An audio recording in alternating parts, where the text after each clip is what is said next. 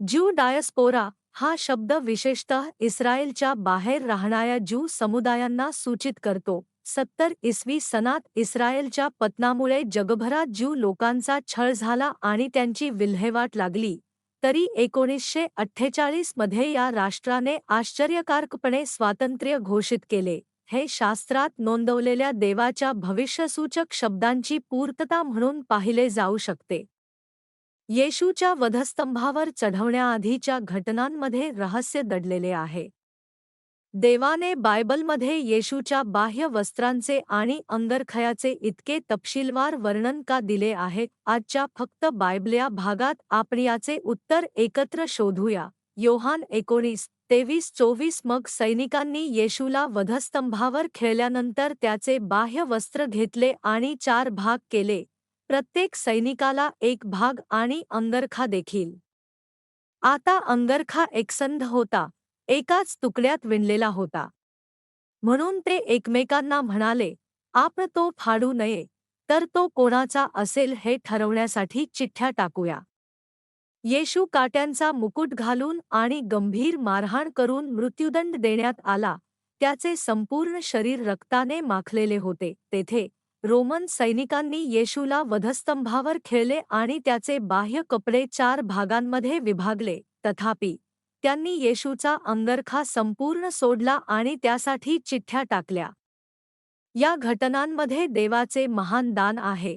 योहान 19:23-24 मग सैनिकांनी येशूला वधस्तंभावर खिळल्यानंतर त्याचे बाह्य कपडे घेतले आणि 4 भाग केले, प्रत्येक सैनिकाला एक भाग आणि अंगरखा देखील.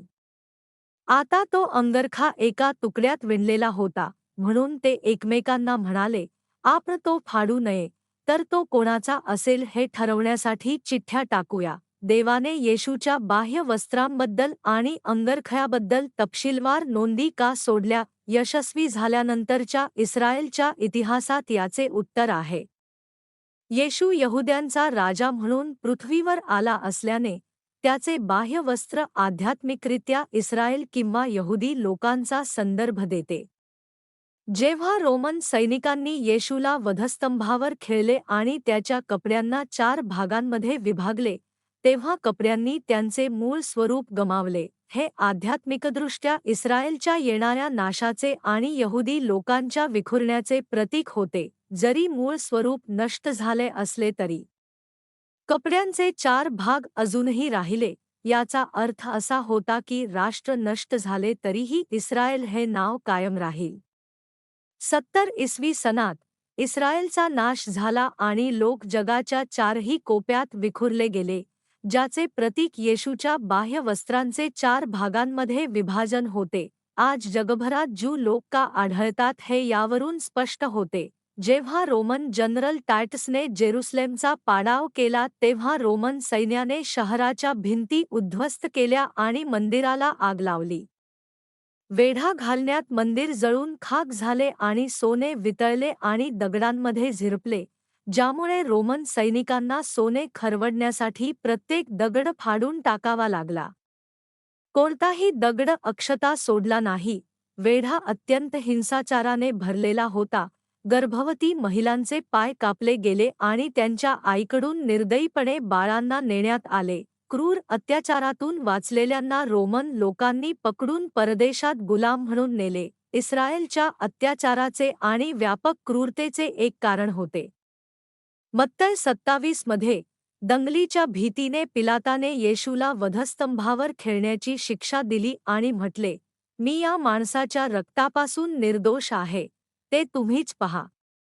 उपस्थित असलेल्या सर्व यहुदी लोकांनी उत्तर दिले, त्याचे रक्त आमच्यावर आणि आमच्या मुलांवर असो. या शब्दांमुळे यहुदी लोकांमध्ये प्रचंड रक्तपात झाला. 70 इसवी सनात रोमन सैन्याने जेरुसलेमचा पाडाव केला तेव्हा सुमारे 11 लाख यहुद्यांची कत्तल करण्यात आली आणि दुसऱ्या महायुद्धात नाझींनी सुमारे 60 लाख यहुद्यांना ठार मारले. त्यांनी येशूचे कपडे काढून टाकले आणि असे म्हटले, त्याचे रक्त आमच्यावर आणि आमच्या मुलांवर असो. दुसऱ्या महायुद्धात यहुदी लोकांचे कपडे काढून त्यांची हत्या करण्यात आली. योहान संध्याकाळी 7:23 चा उत्तरार्ध आपल्याला सांगतो. आता अंगरखा शिवलेला नव्हता, वरून एकाच तुकड्यात विणलेला होता.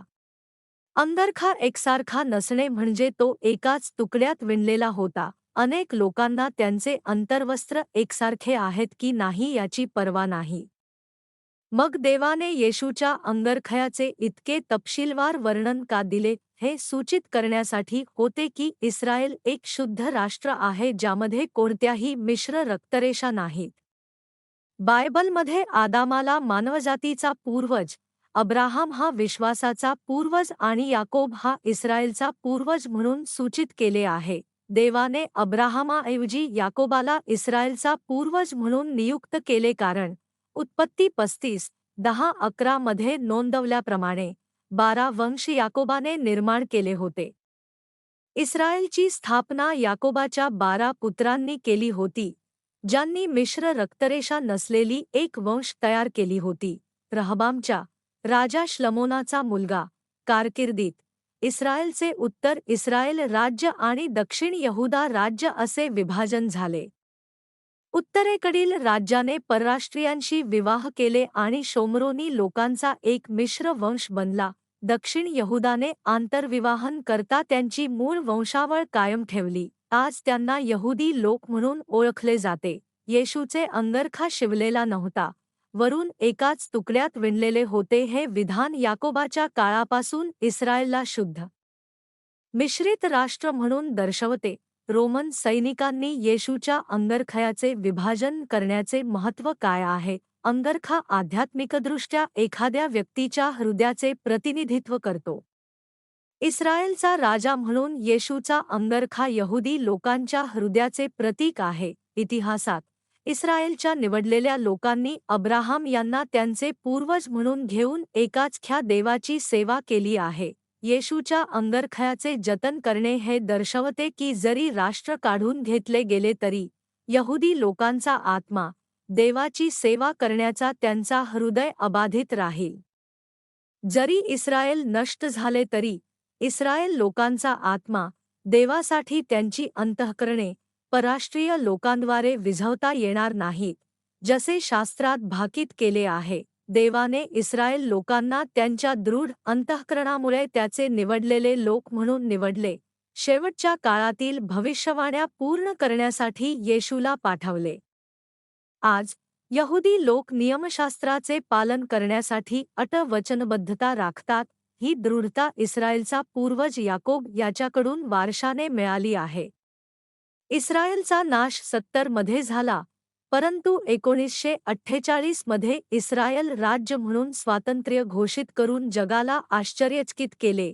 स्वातंत्र्यानंतर लवकरच इस्रायल वेगाने एक प्रगत राष्ट्र म्हणून उदयास आले आणि त्याने आपली उत्कृष्टता दाखवली. ज्याप्रमाणे रोमन सैनिक येशूचा अंगरखा फाडू शकले नाहीत, त्याचप्रमाणे देवाची सेवा करण्याचा इस्रायलचा आत्मा कोणीही हिरावून घेऊ शकत नाही.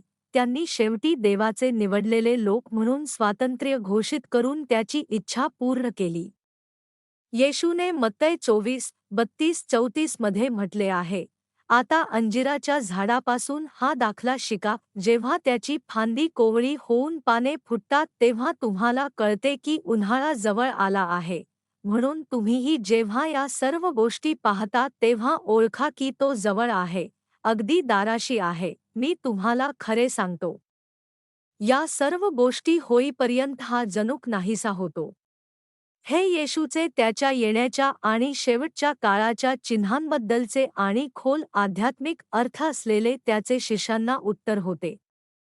अंजिराचे झाड हे इस्रायलचे प्रतीक आहे. हिवाळा येतो जेव्हा पाने गळतात आणि थंड वारा वाहतो. उन्हाळा अंजिराच्या झाडाच्या फांदीच्या कोमलतेसह आणि पानांच्या उद्यास येतो. याचा अर्थ असा की जेव्हा इस्रायलचे पतन होते आणि नंतर ते पुन्हा स्वातंत्र्य मिळवते तेव्हा प्रभूचे दुसरे आगमन जवळ आले आहे. या पिढीचा नेमका कालावधी अज्ञात असला तरी तो निःसंशयपणे घडेल.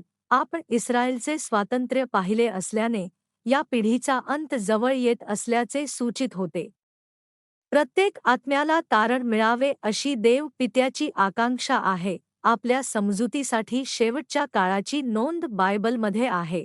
जसे आपण पाहिले आहे की येशूच्या वधस्तंभावर चढवण्याद्वारे इस्रायलबद्दलच्या भविष्यवाण्या कशा पूर्ण झाल्या, तसेच आपण असा विश्वास ठेवू शकतो की प्रभूच्या दुसऱ्या आगमनाच्या स्वर्गाच्या आणि नरकाच्या भविष्यवाण्या देखील पूर्ण होतील. जागृत राहणे, तेल तयार करणे आणि स्वतःला एक वधू म्हणून तयार करणे महत्त्वाचे आहे जी आत्मविश्वासाने म्हणू शकते, ये प्रभू येशू. मला तुमच्यासाठी प्रार्थना करू द्या. स्वर्गीय पित्या, तुमच्या चांगुलपणाबद्दल आम्ही तुमचे आभार मानतो. तुम्ही आमच्या तारणहार येशू ख्रिस्ताद्वारे मानवतेसाठी तुमची दैवी योजना आणि तरतूद पूर्ण केली आहे. त्याच्यामध्ये तुमचा उद्देश आणि आमच्यावरील प्रेम साकार झाले आहे. आता तुम्ही आम्हाला प्रभूच्या परती येण्याची तयारी करण्यासाठी मार्गदर्शन करता, ज्याने येऊन आम्हाला बदलण्याचे वचन दिले आहे. या सत्याने प्रबुद्ध झालेल्या तुमच्या सर्व विश्वासू लोकांना जागृत राहण्याची आणि ख्रिस्ताची वधू म्हणून स्वतःला सजवण्यासाठी पात्र होण्याची शक्ती दे.